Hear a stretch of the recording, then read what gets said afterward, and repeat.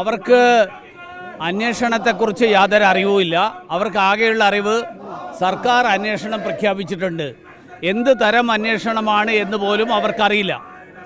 അതുകൊണ്ട് ഞങ്ങൾ ആവശ്യപ്പെട്ടത് സുപ്രീം കോടതിയുടെ മാർഗനിർദ്ദേശ തത്വങ്ങൾ അനുസരിച്ചിട്ടുള്ള ഒരു അന്വേഷണം ഈ കാര്യത്തിൽ ഉണ്ടാകണം എന്നാവശ്യപ്പെട്ടിട്ടുണ്ട്. അത് സർക്കാരിനെ അറിയിക്കാം എന്നവർ ഞങ്ങളോട് പറഞ്ഞു. സർക്കാരിൻ്റെ പ്രതികരണം എന്താണ് എന്നറിയുന്നതുവരെ ഞങ്ങൾ ഇവിടെ തുടരും എന്ന് ഞങ്ങൾ അവരോട് പറഞ്ഞിട്ടുണ്ട്. പ്രതിനിധി അതിൽ SP ഉണ്ടാകണം, DMO ഉണ്ടാകണം, ഗവൺമെൻറ് പ്ലീഡർ ഉണ്ടാകണം. അങ്ങനെയുള്ള ഒരു സമിതിയാണ് അന്വേഷിക്കേണ്ടത് എന്ന് പറഞ്ഞിട്ടുണ്ട്. ആ സമിതിയാണോ ഗവൺമെൻറ് പ്രഖ്യാപിച്ചിട്ടുള്ളത് എന്നുള്ളതിനെ സംബന്ധിച്ച് മെഡിക്കൽ കോളേജിലെ ഉത്തരവാദപ്പെട്ടവർക്ക് അറിവില്ല. അതുകൊണ്ട് അവർ പറഞ്ഞത് നമ്മുടെ ആവശ്യം അവർ സർക്കാരിനെ അറിയിക്കാം എന്ന് ഞങ്ങളോട് പറഞ്ഞിട്ടുണ്ട്.